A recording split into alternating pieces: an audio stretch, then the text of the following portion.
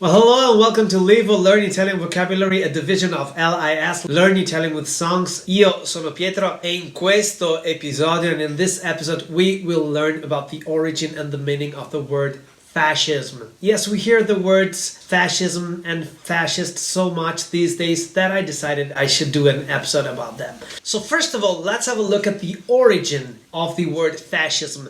And to do that, we have to go back to ancient Rome, actually to the founder and first king of Rome, the semi-mythical figure of Romolo, in Italian Romulus, who was literally, according to the legend, bred by wolves together with his brother. And when he became king of Rome, he decided he needed some bodyguards, and these bodyguards were called lictores. Now, probably the origin of the name lictores is from the Latin verb ligare, which means to tie something. And why this name? Because the weapon of choice of the lictores was a bundle of wooden rods which were tied together with a leather strap. There was also an axe involved, but what matters to us is that a bundle of wooden rods in Latin was fasce.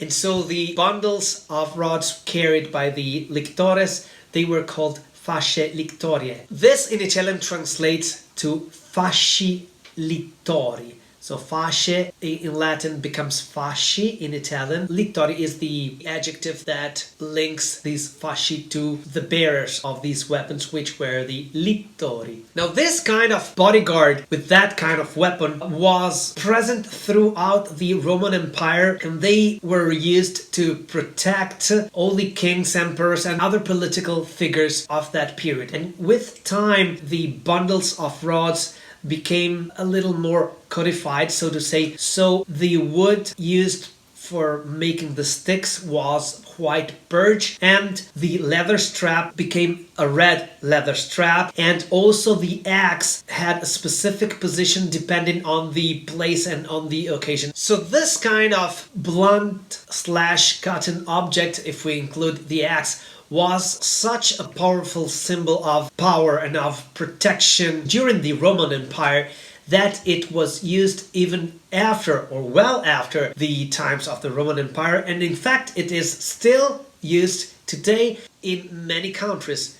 We can have a look at the Guardia Civil of Spain. We will find it in its symbol. It is used in Scandinavia, it was used in France, it was used at the reverse of an American coin, the famous Mercury dime, and it can still be seen today at the Senate chamber in Washington, D.C. There are two big fasci littori on the sides of the place usually reserved for the American flag. So two very big symbols of protection and of political authority. And so why? Why have the words fascist and fascism become so linked to the political field, indicating a particular political attitude and a kind of political actors? Well, it's because the most famous, or should I say infamous, use of the word was made during the fascist period in Italy. Now, the fascist era began with the fascist party, in Italian il Partito Fascista, founded in 1921, which lasted for about 20 years. And during this era, the word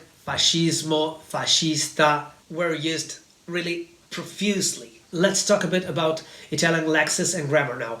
Fascio is a word that is still used in Italian today. It can be a bundle of, well, any kind of objects, but usually they're thin and long objects bound together. Like you can say, let me grab a few pencils. Here I am. For example, you can have a fascio di matite colorate, so a bundle of colored pencil all held together in my hand. But you could also have a fascio di giornale, for example, like a bundle of newspaper. And I'm talking about the ancient kind of newspapers, those made of paper. If you have lots of them and you tied them all together, maybe to put them under your arms, that is a fascio. A fascio so is a bundle of things, usually long and thin, but not necessarily. Now, fascio is the singular, it is masculine singular, whereas the plural is fasci. And starting from 1919, Benito Mussolini began to organize men or followers, acolytes, in what they called fasci di combattimento, which could be roughly translated into fighting bundles. Fighting bundles of men. The party of Benito Mussolini was called Partito Fascista, and its members were called fascisti. Now we can see that the word fascista can either be used as an adjective or as a noun. If it's used as a noun, it has the same termination for either masculine or feminine. So un fascista can be a fascist man. Una fascista can be a fascist woman. The plural of the masculine is fascisti, as we have seen before, whereas the plural of the feminine is fasciste.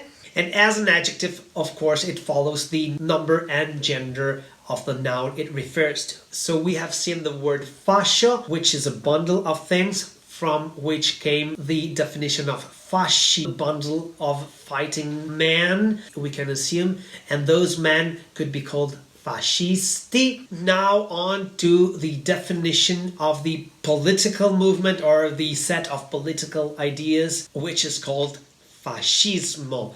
Notice that in Italian, all the words ending in ism, we do not pronounce them isms, but we say ismo. It's all one sound. It's not ism, it's ism. So we would say fascismo and not fascism. We would say comunismo and not communism. Or we could say nazionalismo and not nationalism. So I hope that now you understand that fascism and fascist, they are both very closely derived from the Italian language. You just drop a vowel and there you have your English word. I hope you've learned something new about the origin of this word, and I hope to see you on the next episode of Livo Learn Italian Vocabulary, or LIS Learn Italian with Songs. Ciao! E nel tardo ottobre del 1922 un gruppo di uomini armati d'amore, e infatti direttamente discendenti dai fasci di combattimento, con un'azione di affetto, anche detta la marcia su Roma, coadiuvò a peaceful transfer of power during Days of Love. Days of Love they were, and thus began 20 years of Italian dictatorship.